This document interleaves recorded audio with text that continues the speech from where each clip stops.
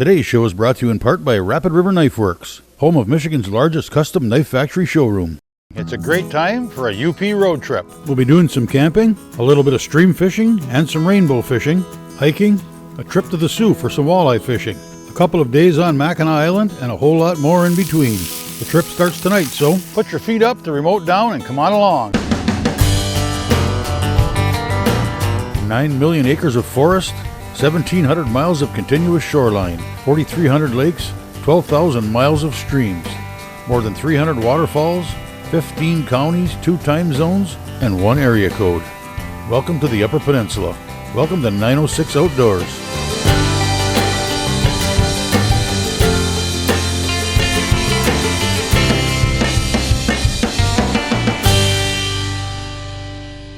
"906 Outdoors" is brought to you by Cooking Wild Seasonings. Make it fresh, make it yours.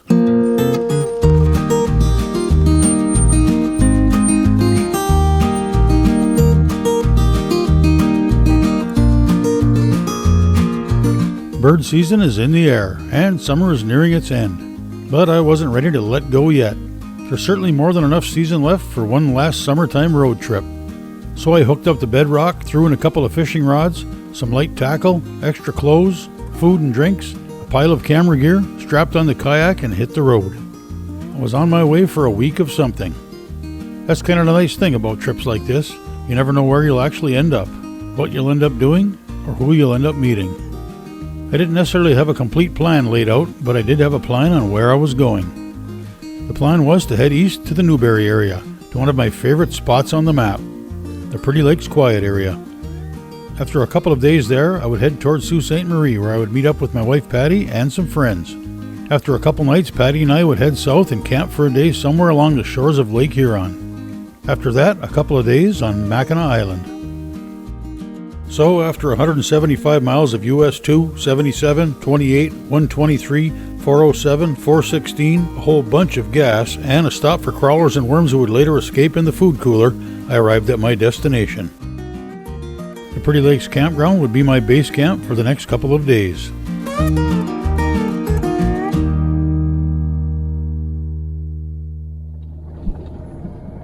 The Two-Hearted River is in the Pretty Lakes neighborhood, and there was a spot nearby where I could access the river relatively easily.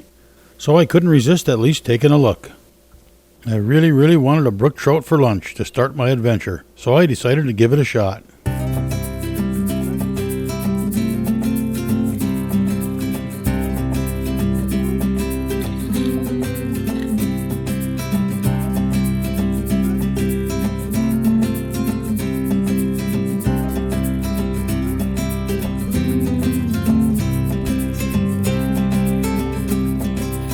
The downside is, when you're both the cameraman and the fisherman, brook trout fishing loses a lot of what makes it so special. You kind of need to do one or the other. The upside, awesome UP scenery and a quiet backwoods section of a great river.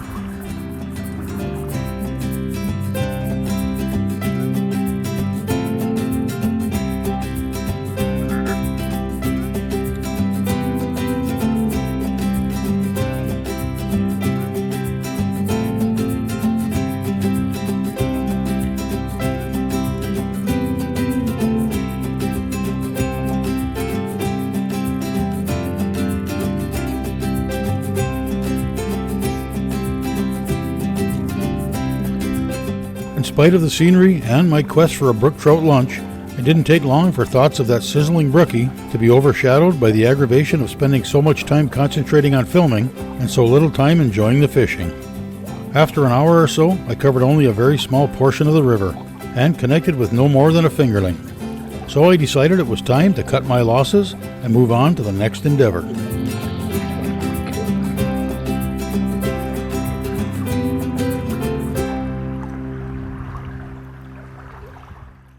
"906 Outdoors" is brought to you in part by Blades Bait and Tackle, your year-round connection to fishing Badenoch.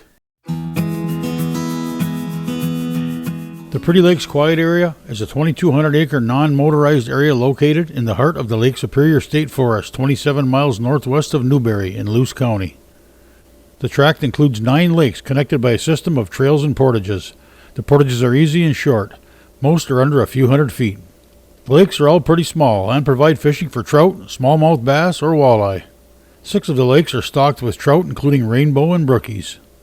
I'm camped at the Pretty Lake State Forest Campground, a rustic facility of 18 sites with a small day-use area and carry-in boat launch. Ah yes, brook trout for lunch. I can smell it in the air. I can taste the deliciousness of freshly caught fish on my tongue. Never mind. If it looks like a hot dog and smells like a hot dog, it's a hot dog. The longer I sat and stared at that plain old hot dog soaking in a pan of water, the less hungry I became. Then again, it doesn't have to be just a plain old dog. It might not be brook trout, but it doesn't have to be boring. So I decided to turn it into, well, lunch.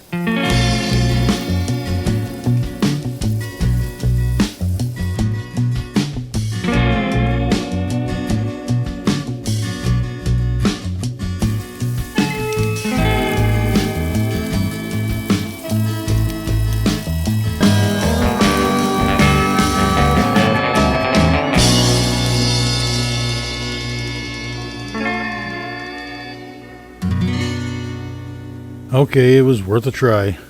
It's still a hot dog. So, with lunch behind me, it was time to venture on. I stuffed the kayak in the back of the Jeep and headed for Pratt Lake, about 10 minutes or so away.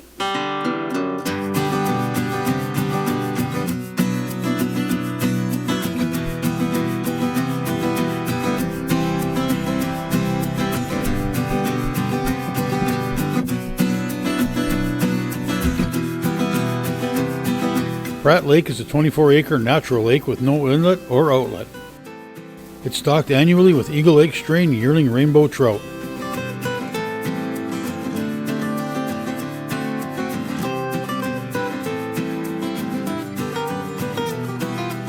I'm not sure how big they get in here, but I was just hoping for a couple of legal-sized fish to replace the possibility of hot dogs for dinner.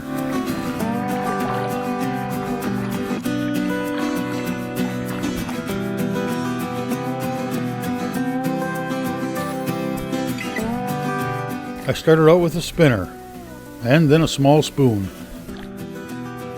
some casting,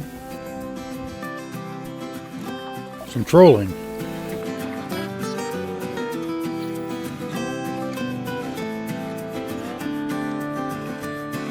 I eventually traded in the spinner for a night crawler.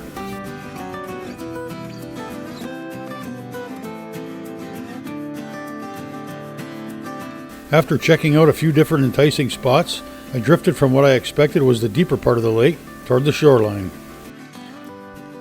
Sure enough, dinner was waiting.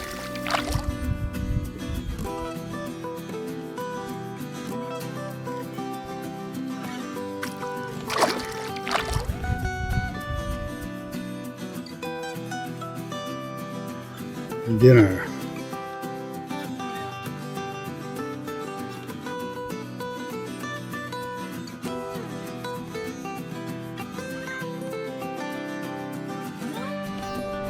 The routine became paddling out about 40 to 50 yards from shore and drifting in.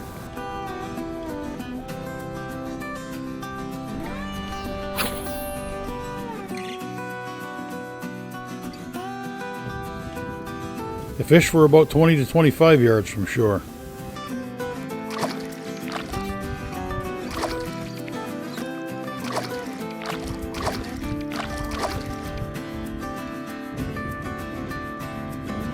That one was just legal and would go in the cooler for tomorrow's lunch.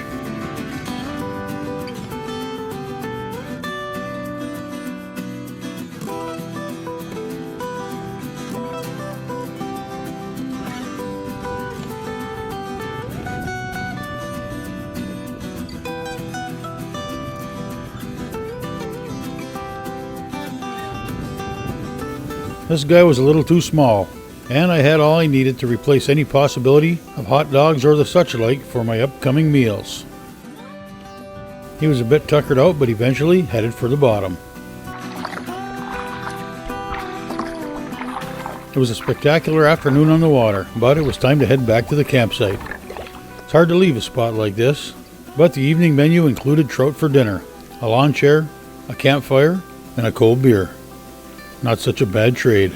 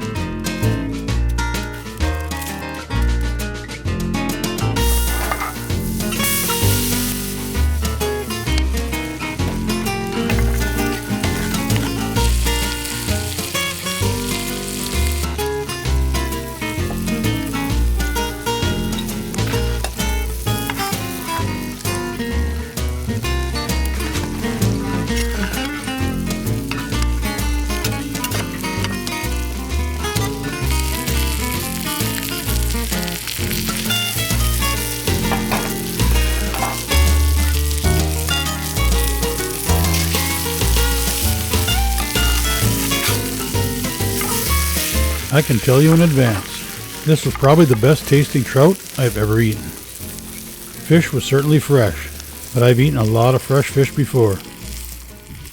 Is it the seasoning? Doubt it. Just salt and pepper. The breading? Wouldn't think so. Not exactly sure what was in the bag, but guessing just crackers and flour. The peppers? The onions? I guess each ingredient plays its part, but it's something more. It's always something more. I doubt the fire imparted any direct flavor whatsoever into this fish, but yet it seems to be an integral part. That pan that's had 1,000 meals cooked in it, all of them outdoors, but is just a pan. Cooking some freshly caught fish over a fire next to a pristine backwoods UP lake on a perfect sunny day, the birds, the breeze, wood smoke, it's bound to taste fantastic. You could fry up a rock bass on a stick right now and it would probably taste great. So, was this the best tasting trout I've ever eaten? Who knows? All I know is that right now, today, it is.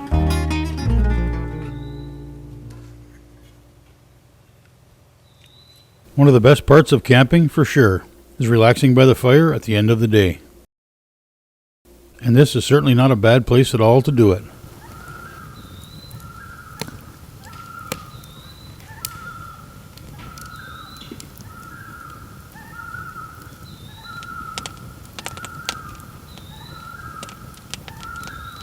Quiet indeed.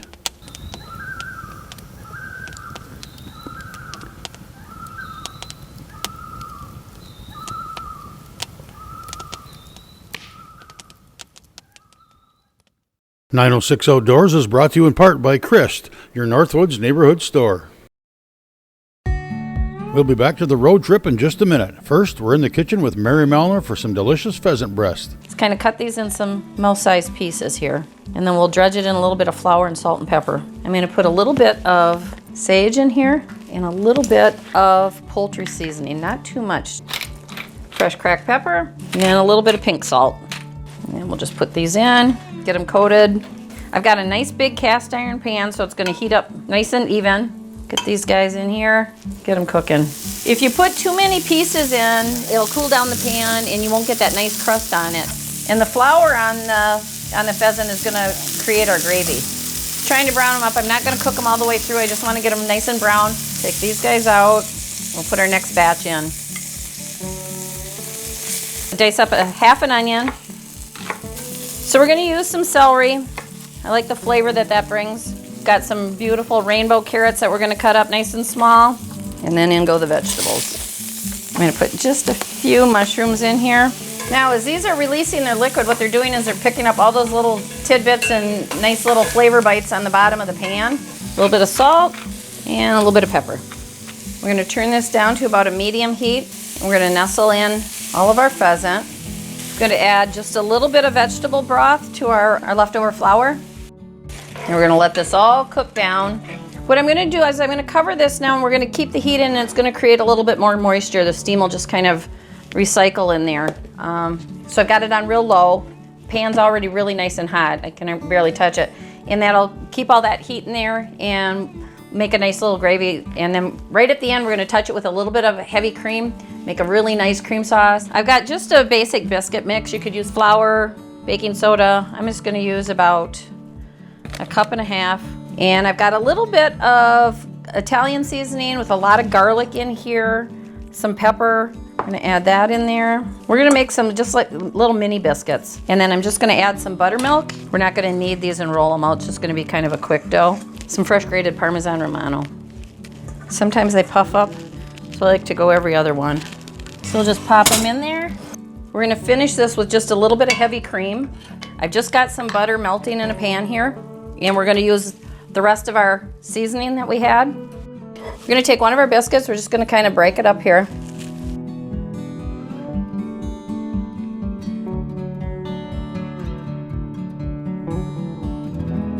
Our Parmesan, and there you go.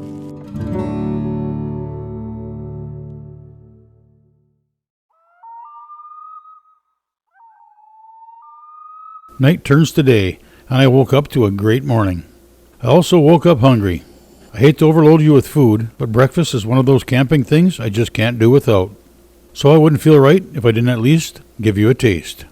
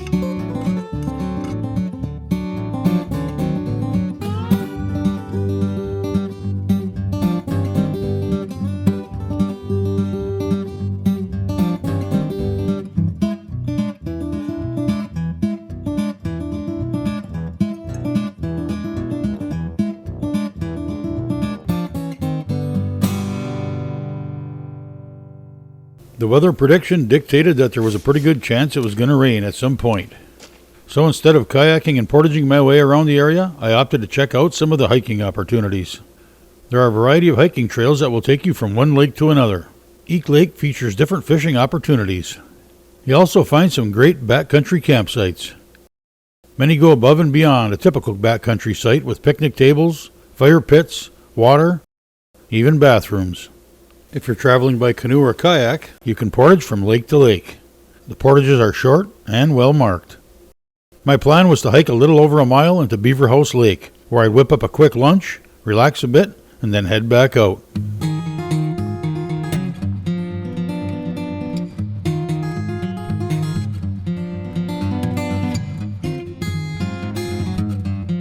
The trails pass through mainly pine forest and take you near each of the lakes, making for some great scenery. The trails are wide, clean, and easy to walk.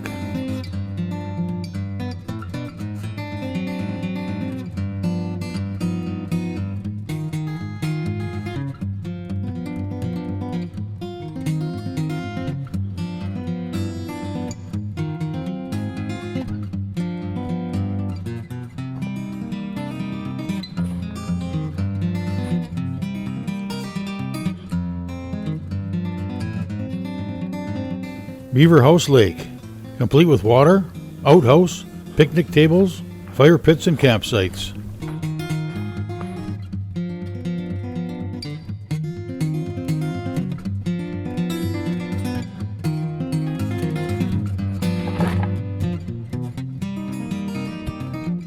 I could feel the weather making a move in an unfriendly direction, so lunch was going to need to be quick.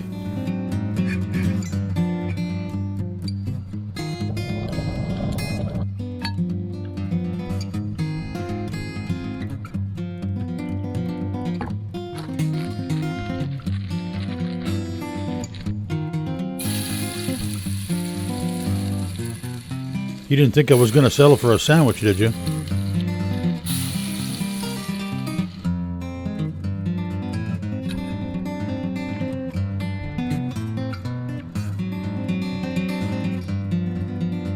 As I finished up my mini fish fry lunch, the rain started, so I packed up, threw on some rain gear, and headed out.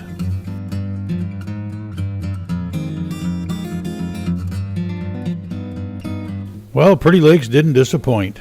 The camping, fishing, kayaking, hiking, and of course the food. Altogether made for a great couple of days. From here it's off to Sault Ste. Marie, where I'll meet up with Patty and some friends and see if we can connect up with some walleyes. I do believe there's a fish fry and a jam session in the works as well.